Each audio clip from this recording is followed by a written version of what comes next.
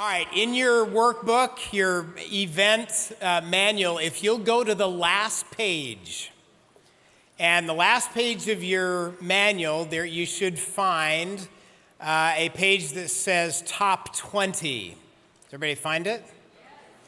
Now, this is something that we've been doing for almost 30 years. And occasionally, we'll do this with the annual event. This has become, I think, a favorite for a lot of people that come, is I'm going to give you an example of a top 20. Yours may be different. You may have 20 different things that you have come up with over the last couple of days that you're going to do. I'm going to share with you an example of top 20 that has come from the last couple of days of what we learned together. So I'm going to suggest that you use this last page for your top 20 ideas or action items that you're going to commit to individually. And I'm going to suggest you do this as a team as well. I'll give you my list. You can jot these down. You can take a picture of them if it helps to construct your own. All right, so you ready? Here we go. Number one. Your miracle morning plan. So your personal miracle morning plan. And what was the acronym that Hal shared with us? SAVERS, right? Which stands for, is this the same group? Okay, S stands for silence. A stands for affirmation. V stands for visualization. E for exercise. R for reading. And S for scribing. All right, so we did some work on that yesterday. So that is a suggested action item. You put that into practice to develop and follow through on your own personal morning miracle plan. Number two, your team morning miracle opportunity meeting. I added a new M to the morning opportunity meeting. So how are you going to incorporate the SAVERS idea into your team morning meeting? We talked about that a little bit yesterday. So that's the challenge, is to incorporate some of those things into what you do as a team. Number three, the 5-minute rule.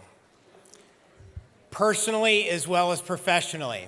Now here's a question. Let me give you the team application of this. How many of you in this room have ever had a day in dentistry that turned out the way it was scheduled at the beginning of the day?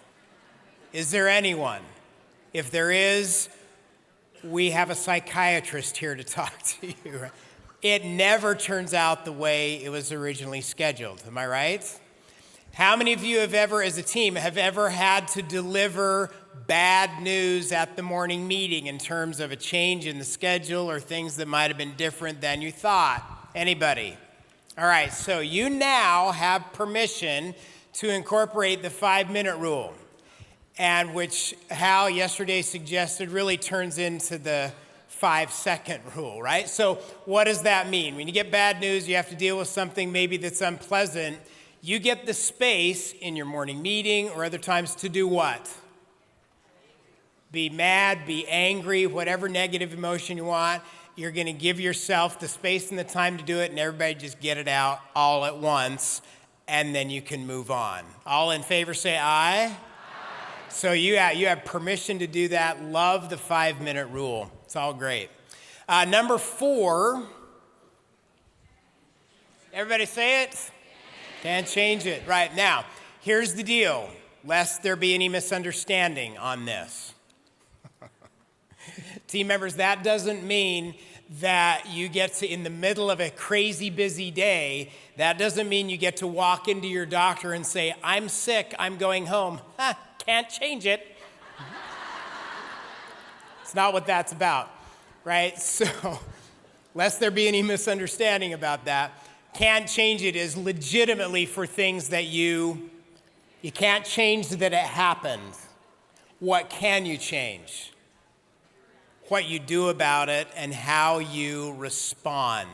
How you respond to whatever the event is that then now you get the opportunity to go to the center of the donut, in the donut hole, and say, what part of this do I have control over, and what can I do to make it a positive outcome? Get it? That we don't get high-centered on all the negative emotion that goes along with resistance, but to say, you know what? Can't change what happened. We are going to take responsibility for moving forward in a positive way. Get it? Number 5, your practice culture journal. So we gave that to each team yesterday morning, and I challenge you to start using that, and I hope that your first entry happens right here at the annual event of something significant that happened to your practice culture as a result of being here, and that you get in the habit of, as a team, of recording events, moments, if you will, that are culture-defining moments for your team, that you can go back in the future, you can go back and read those and reminisce, because those events and moments define your culture. One of the things that I love about Dr. Ed White's office in Elizabethtown, Pennsylvania, is if you go in his lunchroom down in the basement, and Ed, I think you did this when you built the office, I believe, or not too long after, is he had an artist come in and they painted the history of the office along the top border of the wall. So as you look around the entire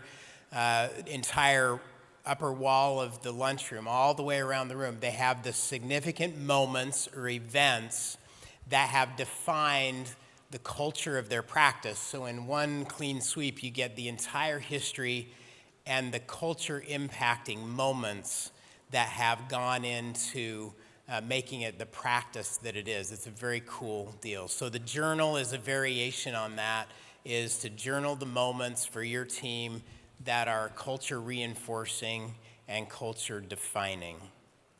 Number 6, your morning opportunity meeting stories. So we talked about this yesterday with Kendra Hall, of using her formula, normal, explosion, new normal, as you share the best thing that happened from yesterday, right? So that you get in the habit of using that formula with each other, so that you get the practice of telling stories in that way. Now, when you do that, then those stories that you share can be repeated with other patients that have similar issues. So it's all a matter of forming the habit of using that formula. And then here's number 7, which is to write your why story. I gave you this challenge yesterday. Why are you in dentistry? Why do you continue to stay engaged in dentistry? Why are you here? Why you arrived in dentistry may be different than the reason you're staying. But use that same formula, the normal, explosion, new normal. Your story may be that you just stumbled into dentistry because it was a job, and then you had some moment that changed your whole perspective of what dentistry can really do for people. And now it's not only your job, but it's your career and your passion. So I'm going to challenge you to write that down so that you're clear on the purpose of why you're there and why it's meaningful for you. Number 8 is associated with number 6, which is to write out your practice patient stories. So when you have these moments that you share with each other, write them down. I thought the example yesterday, the eBay example, was amazing. And there is huge application there from a marketing standpoint of what you can do for your before and after pictures, your patient testimonials. Write those stories down and start collecting them, so not only can you tell them, you might also be able to start using them in different ways. Number 9, implement the 1% habit. Now, this is from the captain yesterday. What was the 1% habit? Yeah, find something that you can improve 1% that day. You might incorporate that into your morning meeting to just take 30 seconds and say, okay, 1% today. What's everybody's 1% going to be? What are you going to focus on today for improvement? It might be a verbal skill. It might be how you set up the treatment room. It might be something administratively you do. But that 1%, it only takes 70 days to improve 100% if you just do 1% every day. Number 10. This one we did not specifically talk about, but the captain mentioned it yesterday. And this is a challenge. How am I showing up? So this is a question, and one that you might want to put up in the lunchroom or where you have your morning meeting every day is to ask that personal question, how am I showing up today? Are you at your best? How am I showing up today is a great question. And could I suggest a great question to ask yourself before you walk in the door at home at the end of the day? How many of you ever gotten to the end of the day and got home and you were out of gas? Emotionally and physically. It was like talk to the hand because the face don't understand, right? And so that question, I think, bears even more weight at home is how am I showing up here? Am I bringing the best with me back home for the people that really matter in my life? Number 11, how do you want to be remembered? Now, this was another Captain Abershoff idea, which is one of the things that he asked himself when they had the command change ceremony and his predecessor left to booze, or cheers actually, that he was leaving. And that was one of the questions that he asked himself was, how do I want to be remembered? When I'm done in 2 years, what do I want my farewell to be like? Many of you may remember back when we had the annual event in Nashville, not this last time, but the time before. And Dave Nealman came and spoke, who was the founder of JetBlue. And this was the topic of his talk, which is, if my practice ceased to exist tomorrow, how would it matter in my patients' lives? Would it matter?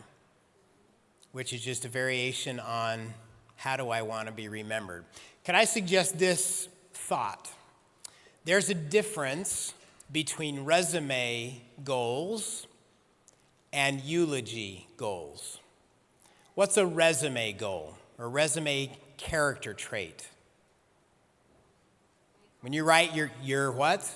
Your accomplishments, right? So resume characteristics are perseverance, determination, leadership, all of those things. Those are things you put on your resume. What are eulogy characteristics or traits? Kindness, caring, investment in people, all of those things. So as you go through this exercise, could I suggest that you take a look at both lists, the resume traits and the eulogy traits, which is how do you want to be remembered by the people that you work with, by your patients, by those that you interact with. Number 12. This is another one that the captain recommended yesterday, is to have the attitude towards your fellow teammates that everyone wants to do a good job. And Steve mentioned this as well, right? You get back what you send out. If you see the good, if you assume that everybody wants to do a good job, that's your assumption on the front end, then you're more likely to get a good job on the back end. Give them the benefit of the doubt. Assume that they want to do their best. Number 13, engage in a mastermind. I've talked about this before. It's the reason we had our mastermind breakfast this morning. is surround yourself with the right kind of people. And as a team, you might consider what other dental teams you want to associate with and connect with. Might be teams that you have met here. Number 14, manufactured moments with patience. We did some work on that today. We've given you a format for that, is to go through that planning process and say the things that we can control and we can plan in advance. How can we manufacture memorable moments for new patients, for existing patients, for hygiene patients? How can we manufacture memorable moments for the beginning of our relationship and for endings or significant milestones in treatment? How can we manufacture moments like those? Write them out, discuss them, and work them out. Number 15 is spontaneous moments. We talked about that today. Is refine the art of listening and then doing what? Responding. Responding in the moment so that you can create spontaneous, memorable moments. Number 16, spontaneous moments to share those in your morning meeting. So you've got a lot of options now when you do your best thing that happened from yesterday. You've got stories, you've got spontaneous moments you responded to, and what you're doing. Share those so they go viral on your team. And number 17, moments, manufactured and spontaneous moments at home. Dr. Roy shared with us early this morning in our MasterMind group a related idea of calendaring meaningful moments in your future, to sit down on the calendar and write them down of when you are going to do specific things. It's easy to put them off, but calendar those meaningful moments that you want to happen by design. Number 18. What more can we do with Smiles for Life? We had a fun exercise around that yesterday, and it was originally designed as a great opportunity to do good. And it's a great opportunity to expand your reach into the community by doing good and come in contact with potential new patients and organizations.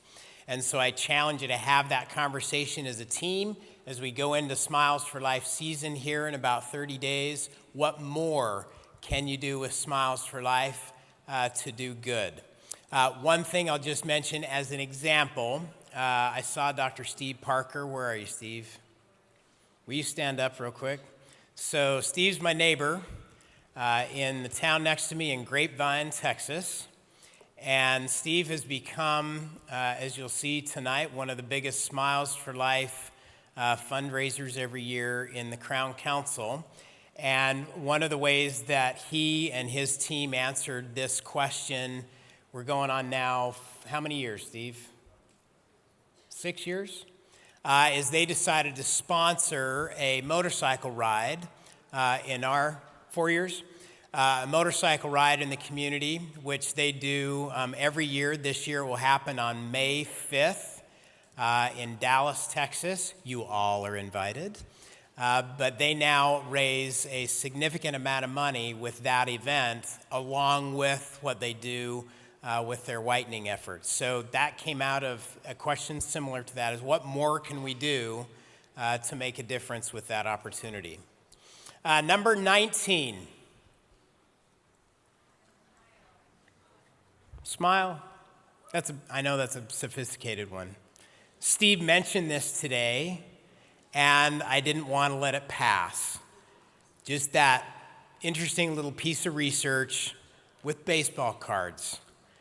It'll not only add to your longevity, but also to the quality of life. My daughter Erin shared with me just last week. She's taking a class in college that has a lot to do with family culture and how you build that. And she shared with me a study that was done on 80 and 90-year-old individuals and their journals.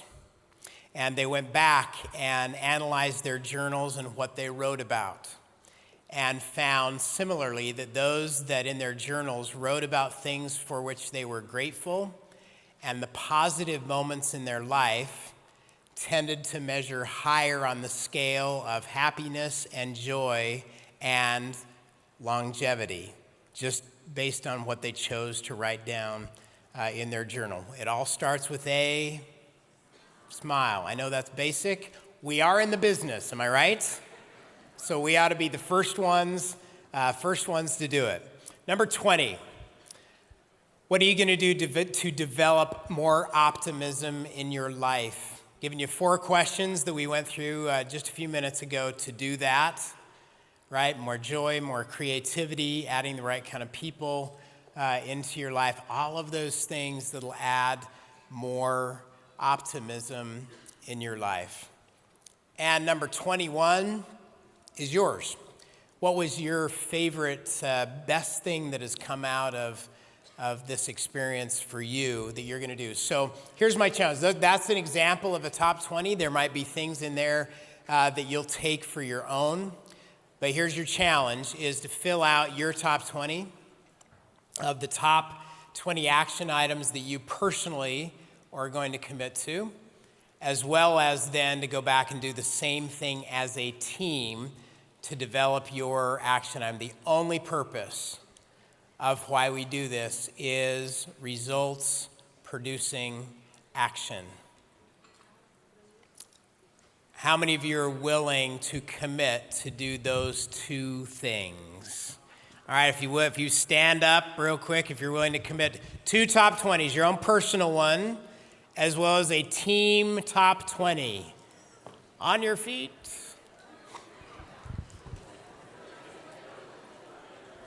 All right, is everybody up? All right, right hand in the air. Here we go. I promise I will not only learn, but I will do. I'll write it down, share it with someone else, and do it. Because I'm a 10. I really am a 10. I walk like a 10. I talk like a 10. Because I am a 10. And I'm going to be a better 10 when I get home. You got it. You're awesome. You're Eagles. Please welcome Greg and Spencer to the stage. We have some awesome prizes to give away.